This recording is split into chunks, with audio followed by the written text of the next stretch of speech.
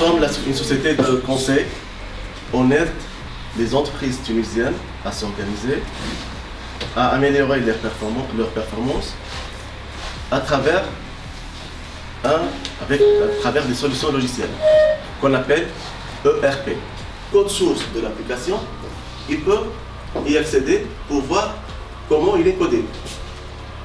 Et quel est l'avantage d'une application open source par rapport à une application qui est fermée? Pour pouvoir prendre des exemples et pouvoir nous-mêmes coder quelque chose de similaire. Parfait. Pour développer quelque chose et pour l'améliorer. Aussi. Nos élèves ont pensé à créer des sites web statiques, puisqu'on a seulement étudié le langage Scratch, un peu Apple l'année dernière, la création d'applications mobiles. Au lycée, ils vont étudier le Python. Avec quel langage de programmation? PHP. En fait, le principal langage de programmation dans la partie serveur et avec une base de données PostgreSQL. Quelles seront les grandes tendances futures du développement web? La blockchain. Il y a tout un monde, aux États-Unis surtout, qu'on appelle le Web3.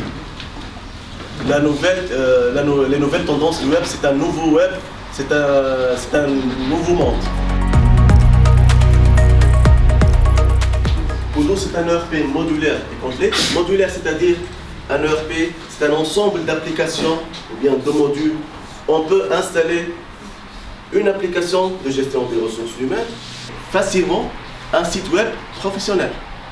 Si on veut créer un site de e-learning, c'est un framework qui contient un framework très intéressant de création de sites de e-learning. Nous avons choisi comme projet un site web éducatif pour pouvoir améliorer nos niveaux scolaires en profitant de la technologie intelligemment. Nous pouvons faire nos devoirs avec plusieurs méthodes comme des quiz et nous pouvons même étudier en manipulant les outils de la haute culture technologie.